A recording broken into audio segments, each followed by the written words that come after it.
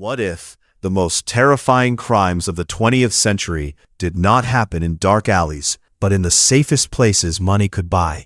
Luxury hotels, quiet rooms, and polite staff became perfect cover for disappearances, assassinations, and unspeakable violence. From Agatha Christie vanishing into a spa hotel, to mob bosses dying in barber chairs, and unidentified women erased by Cold War secrets, these stories hide in plain sight. Every room has a door, every door has a lock, and behind some of them, history never told the full truth.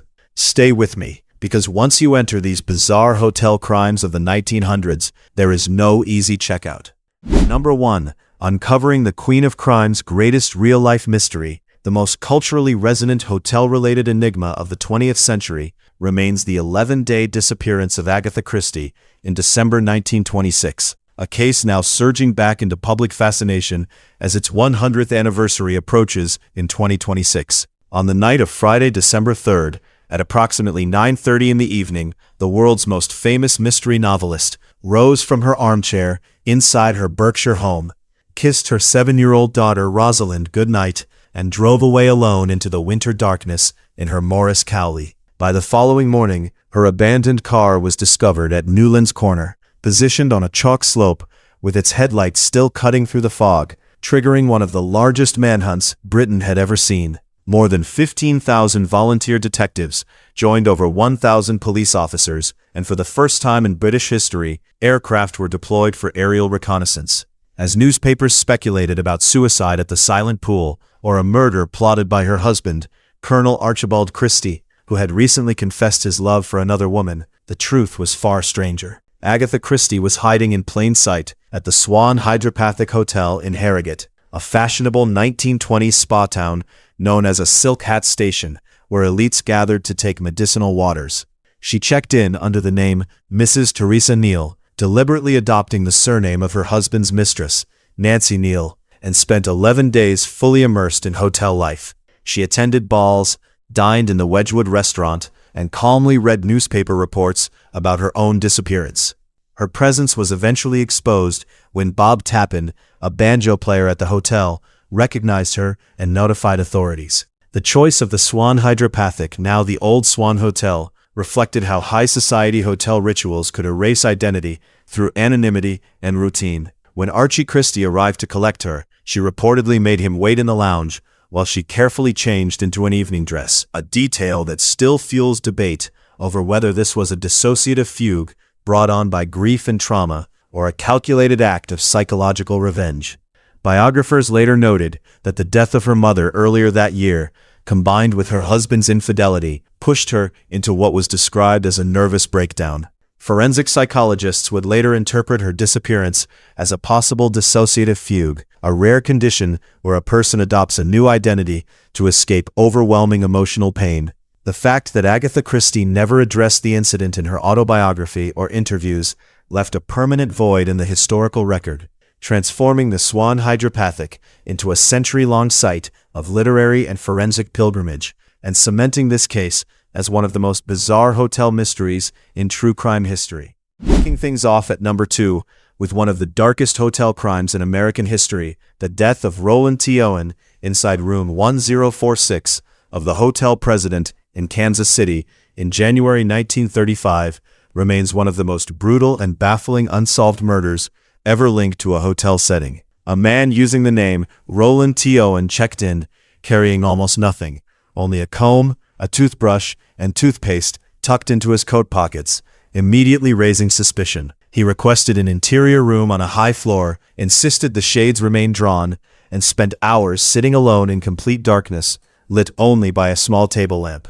Hotel maid Mary Soptic later described him as visibly worried, and recalled that he repeatedly asked her to leave the door unlocked because he was expecting a visitor he referred to only as Don. The mystery escalated on January 3rd, when Soptic returned with fresh towels and heard a loud, deep male voice from inside the room, ordering her to leave, even though Owen himself was seated silently in the dark, and the door had somehow been locked from the outside. That same night, a motorist named Robert Lane picked up a man matching Owen's description, several blocks from the hotel, dressed only in an undershirt despite freezing temperatures. who angrily claimed he would kill someone the following day. By the morning of January 4th, the hotel operator noticed that the telephone in room 1046 was off the hook. When bellboys finally entered using a passkey, they discovered a horrific blood-soaked scene. Owen was found naked on his knees, his neck, wrists, and ankles bound tightly with white cotton rope, showing signs of hours of torture, multiple stab wounds, and a fractured skull. Despite a punctured lung and severe brain trauma, he was still conscious when police arrived, and shockingly claims that nobody had attacked him, insisting he had simply fallen against the bathtub. He slipped into a coma and died shortly after reaching the hospital, taking the truth with him. Investigators soon learned that Roland T. Owen was a false identity, and the victim was actually 17-year-old Artemis Ogletree, who had left his Alabama home months earlier. Blood covered the walls, bed, ceiling, and bathroom, indicating prolonged violence, yet all clothing, soap, and toothpaste had been removed, suggesting a deliberate sanitization of the scene. A hairpin, an unsmoked cigarette, and a woman's fingerprints pointed to possible female involvement, likely linked to a mysterious figure named Louise, who later sent flowers to the funeral with a note reading, "Love Forever." Anonymous funds were also sent to pay for a proper burial, hinting at outside involvement.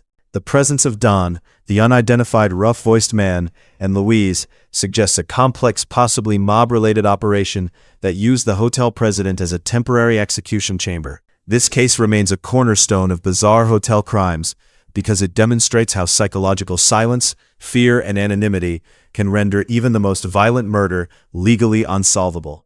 Coming in at number 3, revealing how luggage and lodgings became instruments of horror, the Brighton trunk murders of 1934 exposed the darkest side of seaside tourism and transient hotel culture in Britain. During the summer of that year, Brighton, long promoted as a health-restoring watering place, descended into panic after 2 unrelated murders involving bodies hidden in trunks shocked the nation. The first discovery occurred on June 17th, when railway cloakroom attendant William Joseph Vinicombe investigated a powerful stench coming from an unclaimed plywood trunk at Brighton railway station. Inside, he found the dismembered torso of a pregnant woman estimated to be around 25 years old. The following day, her legs were discovered in a suitcase at King's Cross Station in London, but her head and arms were never recovered.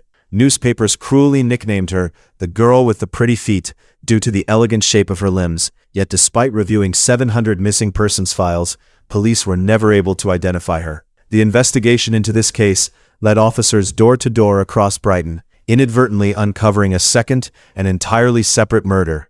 On July 15th, police searched number 52 Kemp Street and discovered a large black trunk containing the body of 42-year-old Violet Kay, a former dancer and sex worker. She had been living with her younger lover, Tony Mancini, also known as Cecil Louis England, a waiter and bouncer with a criminal past. After a domestic argument, Mancini killed Kay with a blow to the head and shockingly used the trunk containing her body as furniture in his lodgings. Guests later reported a foul smell that Mancini attempted to disguise with disinfectant, even using the trunk as a coffee table while serving tea for weeks. The trial became a landmark moment in British legal history, as defense barrister Norman Burkett dismantled the prosecution by attacking forensic conclusions and questioning the credibility of renowned pathologist Sir Bernard Spilsbury. Mancini was acquitted in December 1934, despite overwhelming suspicion.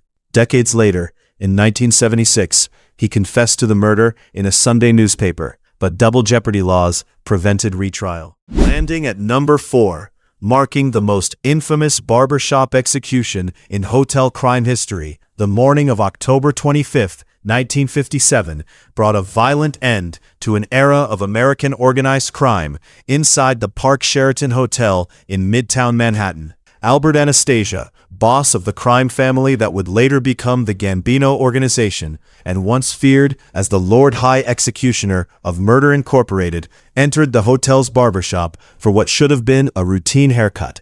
In a rare and fatal lapse of security, his driver and bodyguard parked the car in the basement and casually went for a walk, leaving one of the most heavily targeted men in the world seated defenseless in chair number 4. As barber Joseph Grasso prepared the clippers and draped towels over Anastasia's face, 2 masked gunmen wearing scarves and dark glasses stormed into the shop. Gunfire erupted instantly, and after the first barrage, a wounded and disoriented Anastasia staggered to his feet. In a haunting moment of confusion, he lunged not at his attackers, but at their reflections in the large wall mirror, mistaking the image for the men themselves. The assassins continued firing until he collapsed among white towels and bay rum.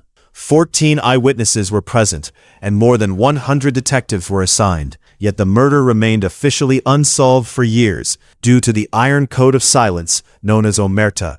The hit was orchestrated by rival boss Vito Genovese in coordination with Anastasia's own underboss, Carlo Gambino, following earlier power struggles involving figures like Frank Costello. Weapons used included a .32 Smith & Wesson and a .38 Colt, with one gun later discarded in a trash basket nearby, reflecting a classic drop-and-run escape. The image of Anastasia dying in a barber's bib became one of the most defining symbols of 1950s criminality. In the aftermath, the Park Sheraton became a macabre pilgrimage site, eventually changing its name to the Park Central, and even turning barber chairs away from mirrors in an effort to erase the memory. The convenient absence of Anastasia's bodyguard, reportedly having coffee across the street, remains one of the clearest examples of internal betrayal in mafia history, and proves how a hotel's public-private spaces can be exploited for flawless assassination. Coming in at number 5, revealing the most heartbreaking unsolved murder tied to a notorious hotel, the tragedy of Pigeon Goldie Osgood at the Cecil Hotel in Los Angeles stands as one of the most disturbing hotel crimes of the 1900s. Opened in 1924 as a high-class destination, the Cecil had deteriorated by the mid-century into what many grimly called the Suicide Hotel. While later infamous for housing serial killers such as Richard Ramirez and Jack Unterweger, its most tragic crime occurred on June 4, 1964. Goldie Osgood was a 65-year-old retired telephone operator and a beloved local figure known for feeding pigeons daily in Pershing Square.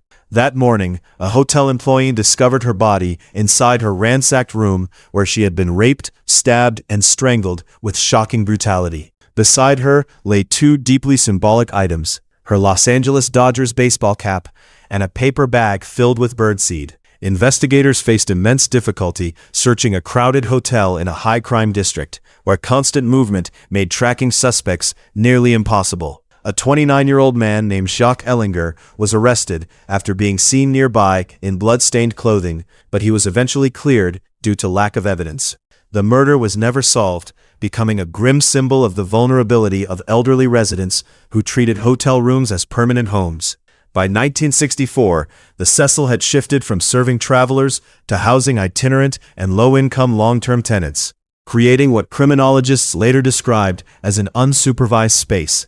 The hotel had already been linked to numerous suicides, bizarre accidents like the 1962 death of Polly Naughton, and later disappearances such as Elisa Lam in 2013.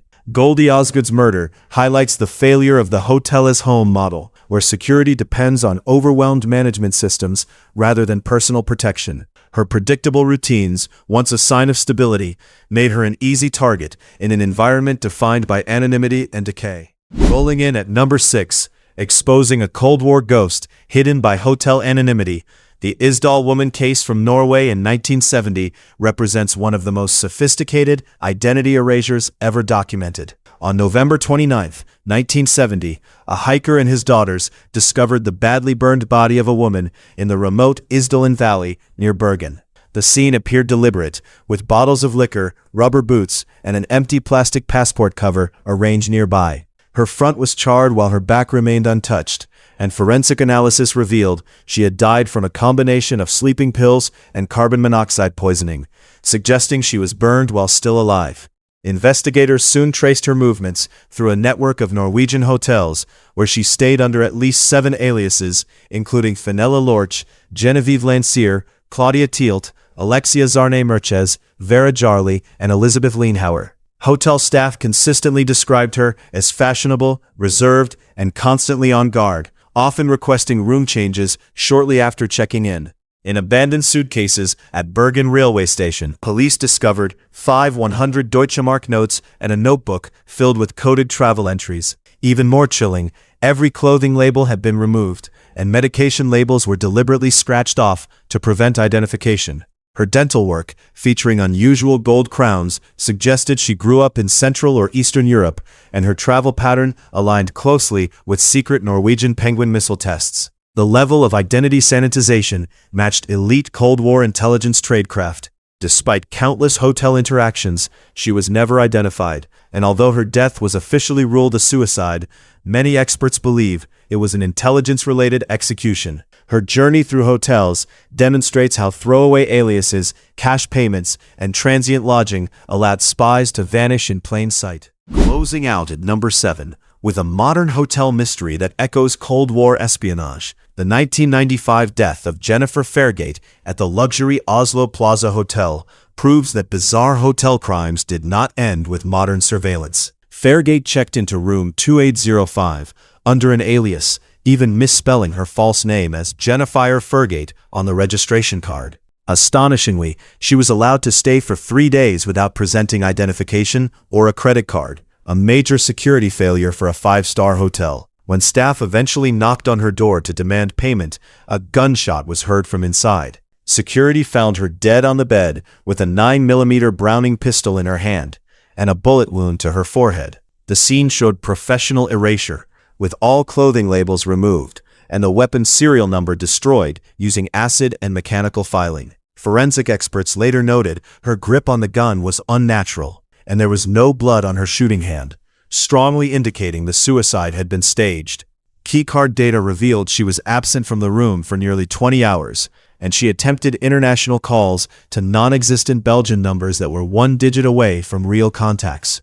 A Hungarian-manufactured Browning copy, 25 rounds of ammunition in a briefcase, undigested bratwurst from a day earlier, and an unusually tidy room suggested the space was used as an operational base rather than living quarters. Like the Isdal woman, Jennifer Fairgate's true identity was never discovered. The bizarre hotel crimes of the 1900s show a chilling truth that hotels are stages where identity can be discarded, erased, or destroyed with unsettling ease. From Agatha Christie's quiet refuge in Harrogate to the tortured silence of Artemis Ogletree and the cold precision of espionage-era deaths, these spaces were designed to hide the unusual behind privacy and discretion. The Do Not Disturb sign became both protection and cover, allowing people to exist and vanish at the same time. If these stories fascinated you, make sure to comment your thoughts, like the video, and subscribe for more deep dives into hidden history. And thank you for watching.